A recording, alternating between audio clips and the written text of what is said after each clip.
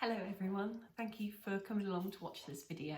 I just wanted to do a very quick introduction before we get into the process of the cyanotype. So my name's Laura, I'm a traditional and alternative photographer from Oxfordshire, and what I mean by that is I just generally love everything old school about photography. I love processing films, I love using really old sort of plate cameras or box brownie cameras. I love working with the Victorian processes, especially like the alternative photography processes. So sometimes this means I can create photographic prints without using a camera. It's mixing all the chemicals. It's just a very hands-on, lovely experience. So that's a bit about me, and what we'll be doing in this video is I'll be going through the basics of the cyanotype printing process. Folksy have asked me to just do a little demo. I won't be going into too much detail, trying to keep it as simple as possible, but if you do have any questions about the process, you can message me over my Folksy or my Instagram or through this video, no problem. And I'll get back to you as soon as I can, but I hope you enjoy the video. Okay, so to make the solution for the cyanotype process, you simply need water. You need some Potassium Ferricyanide, which is this amazing kind of orangey red colour. And then you also need Ferric Ammonium Citrate, which again has the most amazing kind of lime sort of greeny yellowy colour. So these two components will make the overall solution. So all you simply have to do is just measure out the components and then dilute them with water. So the measurements I use are 10 grams of the Potassium Ferricyanide with 100 ml of water. And then this one is 25 grams of the ferric ammonium citrate with, again, another 100 ml of water. And what I'll do is I'll write down all of these measurements, and then I'll pass them on to Folksy so that they can perhaps add it to the description on the video. So all you simply need to do then, so we'll start just measuring out 100 ml of water into, that's a bit too much.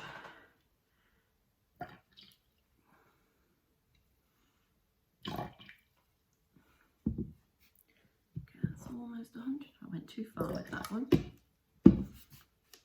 That's 100. So 100 out, and then what I'm going to do is just gently tip the ferric ammonium citrate into this, because it is a bit more powdery, this one, so it can just all fall at once.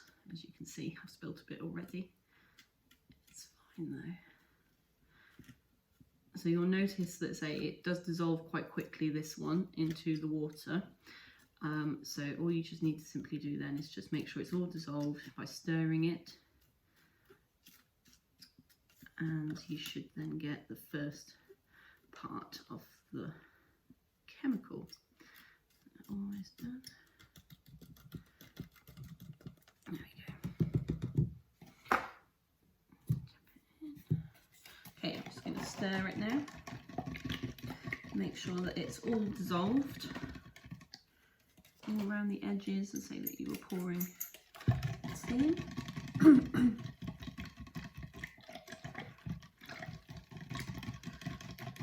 Okay, let's let that rest for a bit, and then we'll do the same for the Potassium Ferricyanide. So again, 100 ml into the measuring jug. Too far again.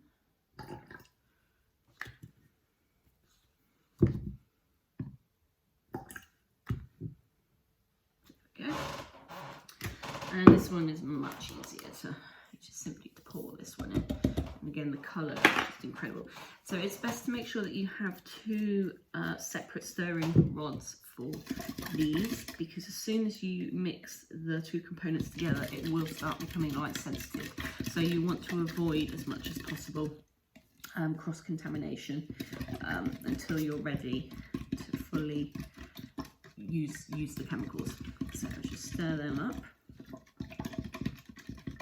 Now with this one, say you'll notice at the bottom of the beaker that there are still little crystals at the bottom that haven't dissolved yet, so you really have to make sure that they have all dissolved before you mix them together.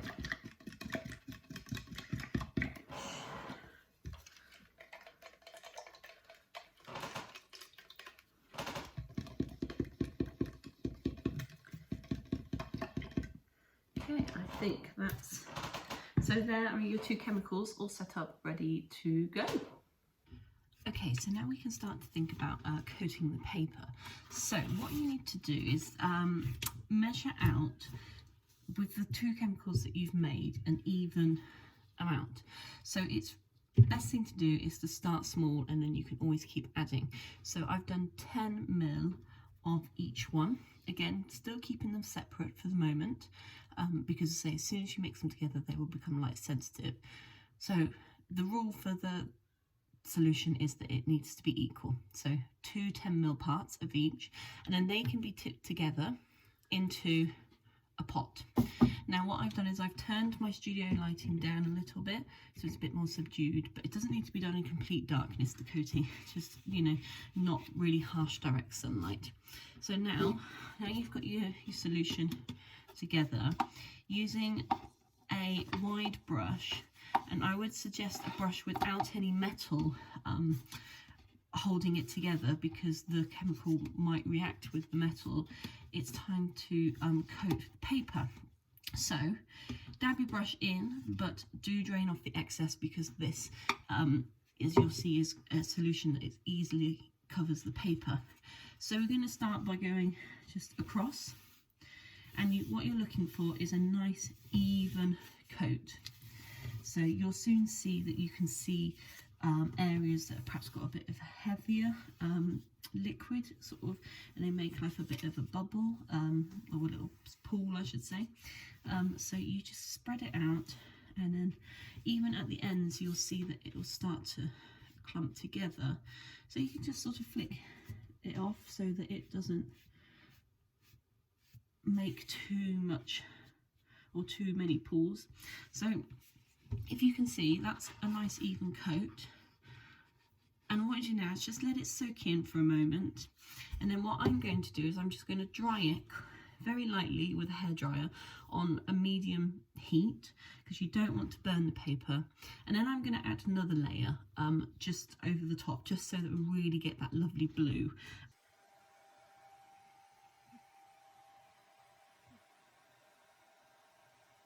Okay, now the paper is dry, you can start to think about what you want to put on it. So I have got, it's a very squashed, very dried up sweet pea plant that I'm going to be using. So you just simply put that on top. Now if we were taking this outside, it would go into a contact frame, which is simply a piece of board for the support at the back, and then a piece of glass or plastic perspex on top, and then you just clip around the edge so that it really holds it in position, and then you take that outside and expose it.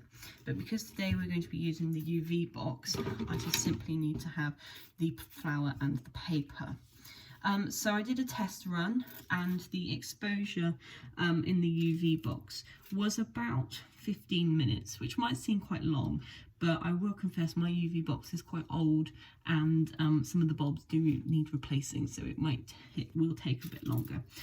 So I'm going to load that up into the UV box, and then I will show you the results. Okay, so this is my UV box. So what I'm simply going to do then is put the object down first, paper over the top, and again this is why I generally prefer to do it outside, is because you can see how you want to composition the paint. Head down, there we go, like that, there we go, and then that's ready to go. So then you just press start and then wait for it to expose.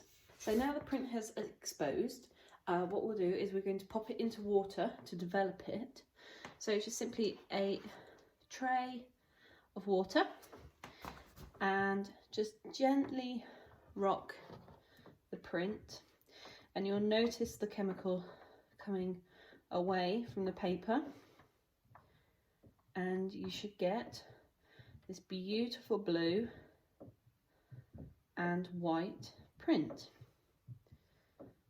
So just nice and gently, and you'll see it start the water changing colour.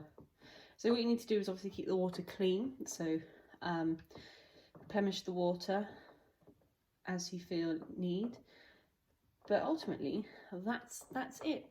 So this now is fixing the image onto the paper.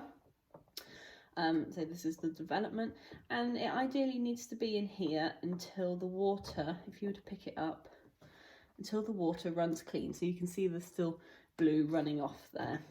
So we keep it in for a bit longer. So keep it in here until the water runs, and then when you think you're happy with it and the water's running clean, pop it into a new bath of water for maybe 5-10 minutes just to thoroughly clean, and then hang it to dry, and that's your cyanotype print.